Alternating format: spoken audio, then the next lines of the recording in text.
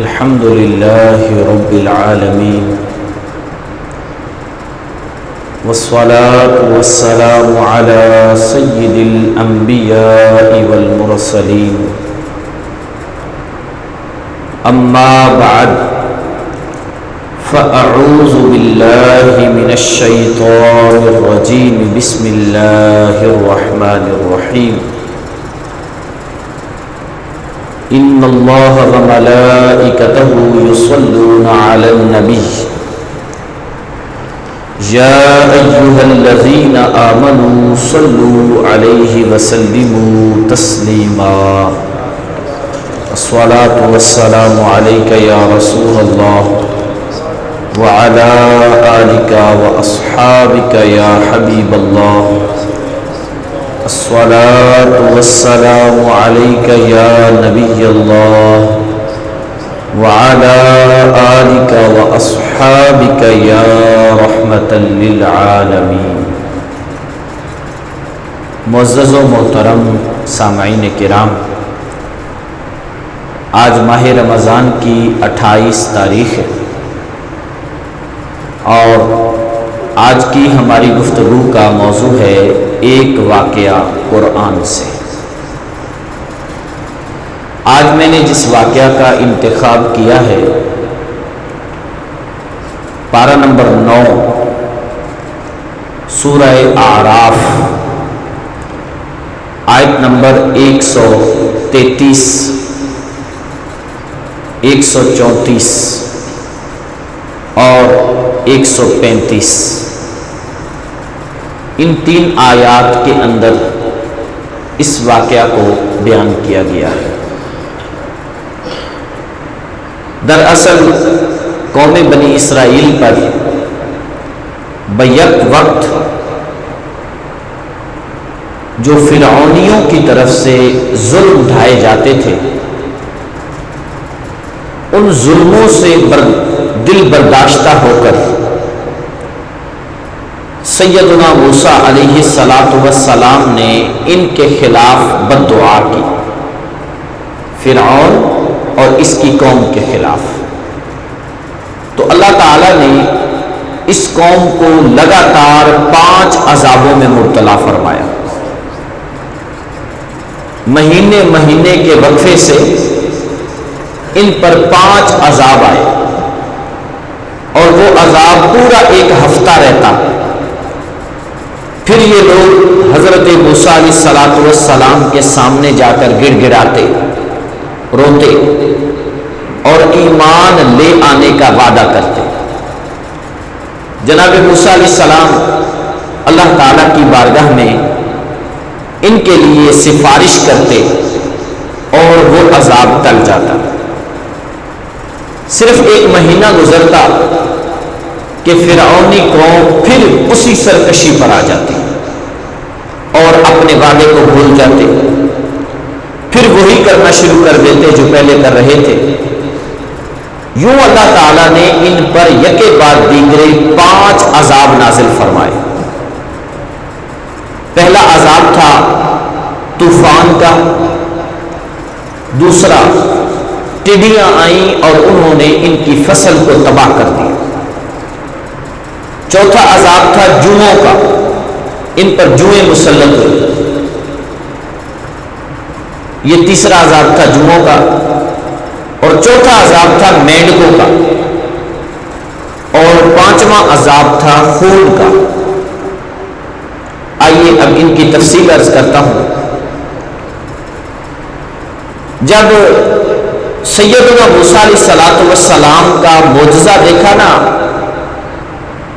جادوگروں نے کہ انہوں نے جو رسیاں ڈالی تھی موسیٰ علیہ السلام کے عصا نے اژدہا بن کر ان کی سارے چھوٹے چھوٹے سانپوں کو نگل گیا،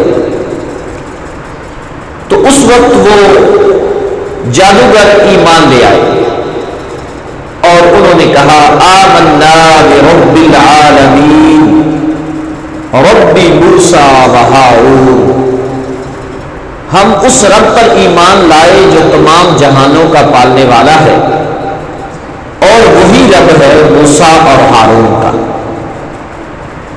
اس ایمان لانے کے بعد فرعون اور اس کی قوم سرکشی پر اتر آئے، طرح طرح سے بنی اسرائیل والوں کو تکلیفیں دیتے، ظلم کرتے، اور کوئی ان کو پوچھنے والا نہ تھا۔ بالآخر سیدنا موسیٰ علیہ السلام نے ان کے لیے بد دعا کی، تو اللہ تعالیٰ نے ان پر عذاب مسلط کیا، طوفان کا، سیلاب آیا، طوفان آیا، اتنا طوفان کہ پانی ان کے گھروں میں، ان کی گلیوں میں، بازاروں میں، مکانوں میں بھر گیا، حتیٰ کہ ان کے گلے گلے تک پانی پہنچ گیا۔ ان میں سے کوئی نہ بیٹھ سکتا، نہ لیٹ سکتا، نہ چل پھر سکتا۔ غور کریں آپ کہ جب گلے گلے تک پانی ہو اور وہ بھی ہر جگہ ہو، پھر اگلی حیرت کی بات یہ ہے کہ بالکل قریب قریب محلے ہیں، ساتھ ساتھ فرعونیوں کے محلے میں عذاب ہے، جبکہ حضرت موسیٰ کے جو امتی ہیں بنی اسرائیل والے وہ بالکل ٹھیک ٹھاک ہیں، وہاں کچھ بھی نہیں ہے۔ اللہ تبارک و تعالیٰ نے یہ عبرت والا مقام دکھانے کے لیے بیچ کی جو دیواریں تھیں اسے رب نے جالی میں تبدیل کر دیا، تاکہ یہ منظر اپنی آنکھوں سے دیکھیں کہ دوسری جانب لوگ بالکل معمولات زندگی درست ادا کر رہے ہیں، کوئی پریشانی نہیں ہے، اور ہماری حالت یہ ہے کہ ہم لوگ نہ کھڑے ہو سکتے ہیں، نہ بیٹھ سکتے ہیں، نہ لیٹ سکتے ہیں۔ بالآخر ایک ہفتہ پورا ان پر یوں بارش آتی رہی اور پانی ان کے گھروں میں بھرا رہا۔ یہ لوگ جب تنگ آ گئے تو انہوں نے کہا کہ اس مصیبت سے چھٹکارا ہمیں موسیٰ بھی دلوا سکتا ہے۔ مان گئے، آ کر عرض کرنے لگے کہ آپ ہمارے لیے اپنے رب سے دعا کریں، یہ مصیبت ختم ہو جائے، ہم فوراً ایمان لے آئیں، اور ہم وعدہ کرتے ہیں کہ آئندہ ہم کبھی بھی بنی اسرائیل والوں کو تنگ بھی نہیں کریں گے۔ اللہ کے پیارے نبی کی یہ شان ہوتی ہے کہ اللہ کا نبی ہمیشہ رحم دل ہوا کرتا ہے، نرم دل والے ہوتے ہیں اللہ کے نبی۔ قوم جتنا بھی ستا لے وہ پھر بھی ان پر رحم ہی فرماتے۔ موسیٰ علیہ السلام کو رحم آ گیا، آپ نے دعا مانگی، اللہ تعالیٰ نے اس عذاب کو دور فرما دیا۔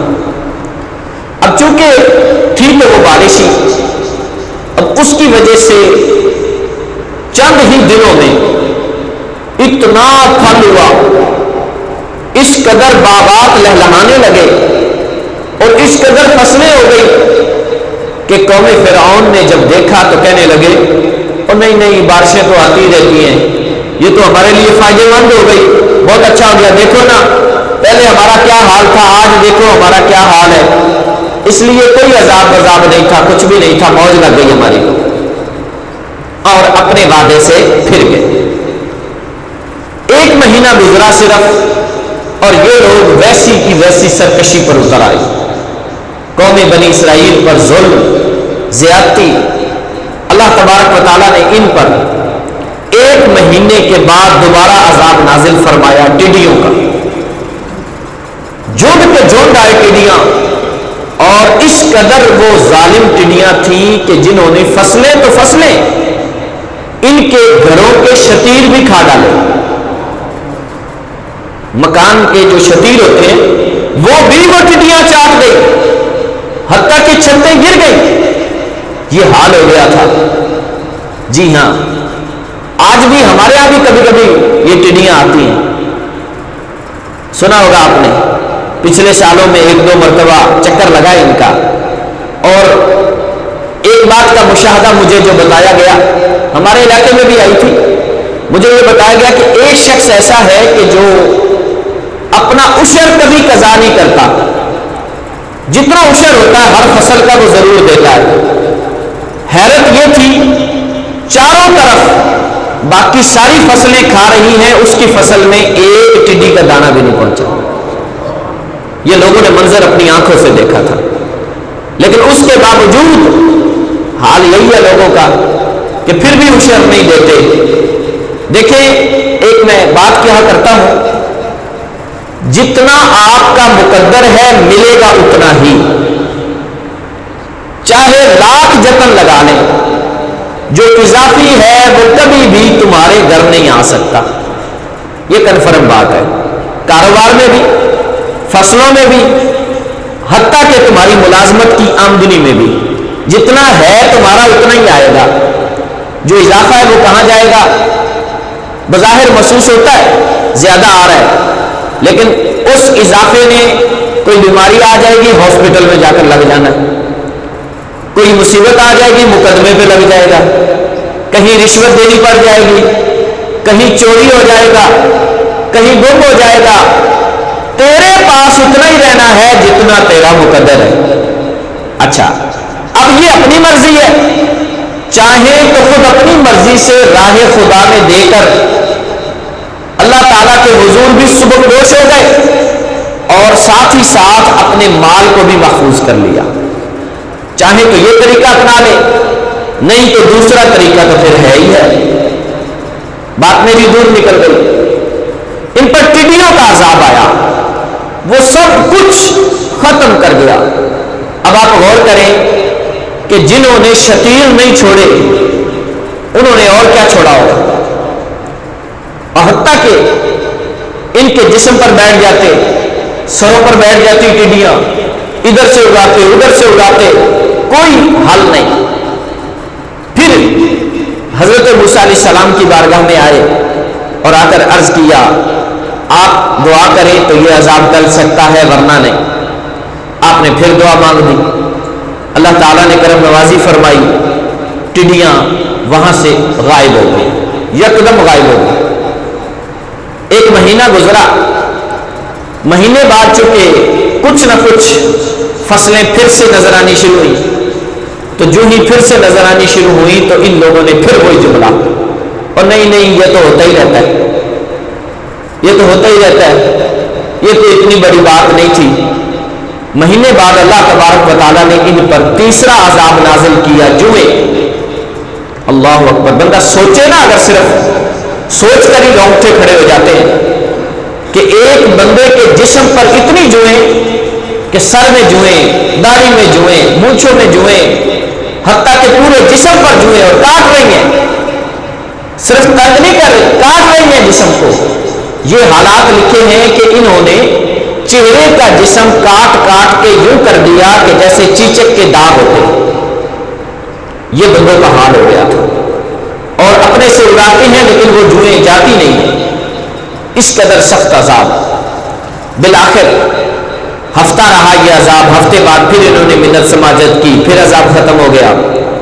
چوتھا عذاب آ گیا جن مینڈک کا، پتہ نہیں کدھر سے نمودار ہو گئے، اتنے مینڈک، کوئی شخص پانی پینے لگتا تو چھلانگ مار کے اس کے اندر مینڈک، حتیٰ کہ آپ جملہ سنیں تو غور کریں گے، اگر کوئی بات کرنے کے لیے منہ کھولتا تو مینڈک چھلانگ مار کے اس کے منہ میں چلا جاتا، ہنڈیا میں مینڈک، کھانے میں مینڈک، پینے میں مینڈک، سوتے ہیں تو بستر پہ مینڈک، 1 انچ برابر بھی جگہ نہیں جہاں وہ پاؤں رکھ سکے، اتنا سخت عذاب۔ بالآخر پھر وہی بات، جناب سیدنا موسیٰ علیہ السلام سے التجا کی، آپ نے دعا مانگی، یہ چوتھا عذاب بھی چلا گیا۔ پانچواں عذاب اس قوم پر آیا، خون کا عذاب۔ یہ جو بھی چیز بناتے وہ خون میں بدل جاتی۔ نہانے کے لیے بالٹی میں پانی بھرا، ایک ڈبہ لے کر اوپر اڈیلنے لگتا ہے، خون ہو جاتا ہے۔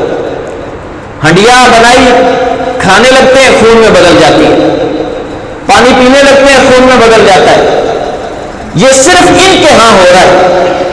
قوم بنی اسرائیل معمول کے مطابق زندگی گزار رہی ہے، حتیٰ کہ فرعون سے جا کر جب اس قوم نے کہا تو فرعون نے کہا کہ انہوں نے جادو کر دیا تم پر، تم ایسے کرو جس کنویں سے بنی اسرائیل پانی بھرتے ہیں تم بھی ادھر سے بھرو۔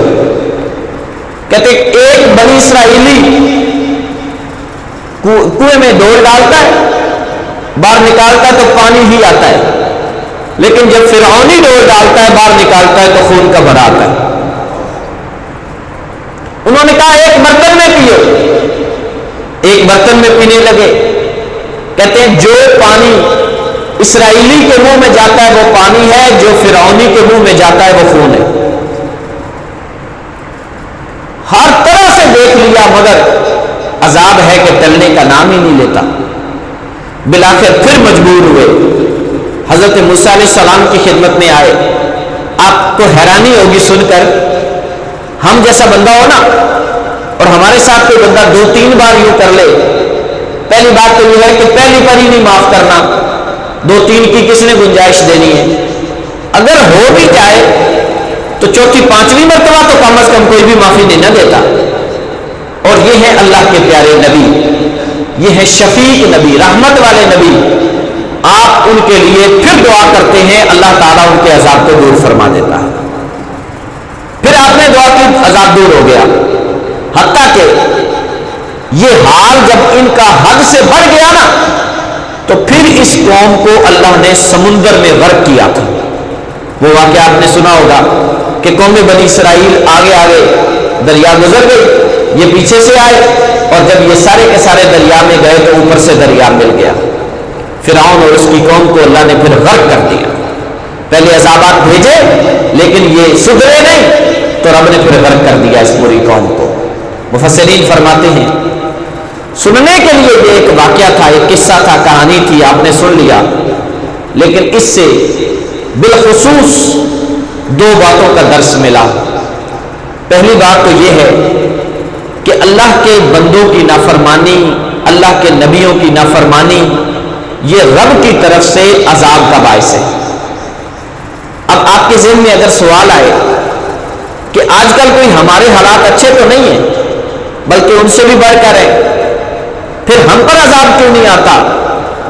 تو جواب یہ ہے قسم بخدا صدقہ ہے سیدنا محمد مصطفیٰ کا صلی اللہ علیہ وسلم، صدقہ ہے میرے پیارے نبی کا ہے۔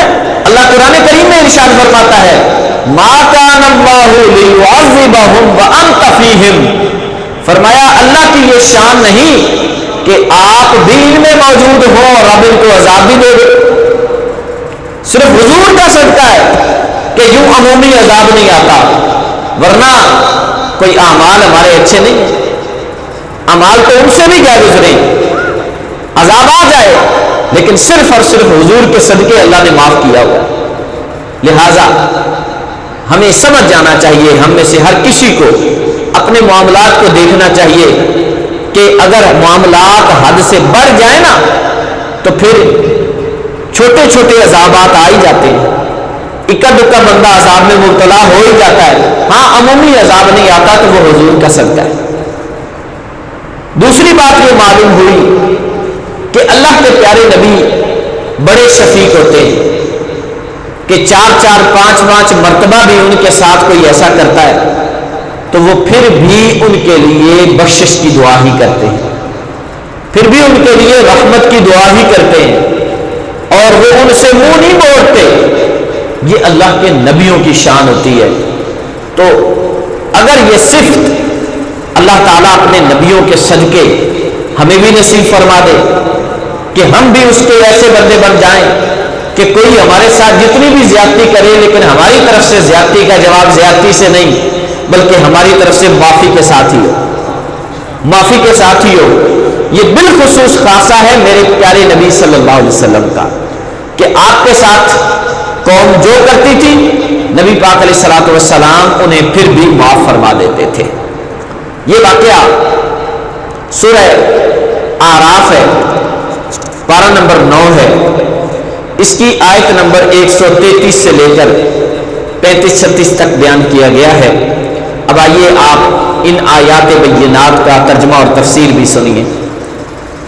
فَأَرْسَلْنَا عَلَيْهِمُ الطُّوفَانَ وَالْجَرَادَ وَالْقُمَّلَ وَالضَّفَادِعَ وَالدَّمَ آیَاتٍ مُفَصَّلَاتٍ، پس ہم نے ان پر طوفان، ٹڈیاں، جوئیں اور مینڈک اور خون کا عذاب بھیجا جدا جدا طور پر بطور نشانی۔ فاستكبروا وكانوا قوما مجرمين، انہوں نے تکبر کیا اور وہ مجرم قوم تھی۔ ولما وقع عليهم الرجس، جب ان پر عذاب آتا، قالوا کہتے، یا موسیٰ ادع لنا ربک بما عہد عندک، اے موسیٰ اپنے رب سے دعا کیجئے کیونکہ تمہارے رب نے تو تم سے وعدہ کیا ہوا ہے۔ لئن کشفت عنا الرجز لنؤمنن لک، اگر یہ عذاب ہم سے دور ہو گیا تو ہم ضرور ایمان لے آئیں گے تجھ پر۔ وَلَنُرْسِلَنَّ مَعَكَ بَنِي إِسْرَائِيل، اور بنی اسرائیل کو بھی تیرے ساتھ بھیج دیں گے، تو جہاں چاہے ان کو لے جانا۔ فَلَمَّا كَشَفْنَا عَنْهُمُ الرِّجْزَ إِلَىٰ أَجَلٍ هُمْ بَالِغُوهُ، پس جب ہم نے ان سے عذاب دور کر دیا ایک مدت تک کے لیے جس مدت تک وہ پہنچنا چاہتے تھے، اذا ہم ینکثون، پس وہ اپنے وعدے سے پھر گئے۔ فانتقمنا منہم، پس ہم نے ان سے انتقام لیا، نہیں نہ مانے 5 عذابوں کے باوجود ہم نے انتقام لیا۔ فاغرقناہم فی الیم، پس ہم نے انہیں سمندر میں غرق کر دیا۔ بِأَنَّهُمْ كَذَّبُوا بِآيَاتِنَا، کہ انہوں نے ہماری آیتوں کو جھٹلایا۔ وَكَانُوا عَنْهَا غَافِلِينَ، اور وہ ان نشانیوں سے بے خبر تھے، ان عذابوں سے بے خبر تھے، اور ان پر یکے بعد دیگرے یہ عذابات آئے۔ اللہ رب العالمین قرآن کریم کو سمجھنے کی توفیق نصیب فرمائے اور ہم سب کو اپنے عذاب سے محفوظ رکھے، آمین، بجاہ النبی الامین صلی اللہ علیہ وسلم۔